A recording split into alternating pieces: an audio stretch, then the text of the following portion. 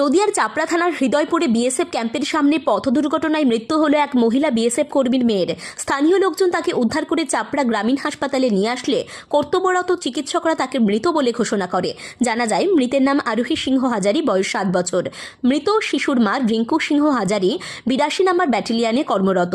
BSF ক্যাম্পের পাশে সরস্বতী পুজোয় ঠাকুমার সাথে ঠাকুর দেখতে যাওয়ার সময় চাপড়ার দিক থেকে একটি দ্রুত বিএসএফ এর গাড়ি তাকে ধাক্কা মারে এবং ছিটকে পড়ে যায় রাস্তার উপর। মৃতের বাবা অমিতাভ সিংহ হাজারির দাবি, বিএসএফ এর হেডকোয়ার্টার থেকে মদ্যপান অবস্থায় একটি দ্রুত গাড়ি আমার বাচ্চাকে পিষে দিয়ে চলে যায়। চাপড়া থানার পুলিশ মৃতদেহটি উদ্ধার করেছে।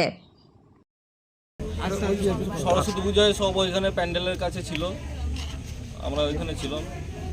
বাচ্চায় রাস্তায় এইদিক ওইদিক করাকরি করছিল, বিএসএফ এর গাড়ি আসছিল, হেডকোয়ার্টার থেকে গাড়িটা আসে। মদ্যপ অবস্থায় গাড়ি চালিয়ে পরে আমার বাচ্চার গায়ের উপর দিয়ে গাড়ি চালিয়ে দিয়ে চলে যায় 100 স্পিডে। আপনার বাচ্চার নাম কি? আরোহী সিংহ হাজারি। আপনার নাম? অমিতাভ সিংহ হাজারি। বয়স কত বাচ্চার? বাচ্চা 6.5 বছর। হৃদয়পুর হৃদয়পুরে থাকে, ওর মা বিএসএফ এ সার্ভিস করে, বাচ্চার মা।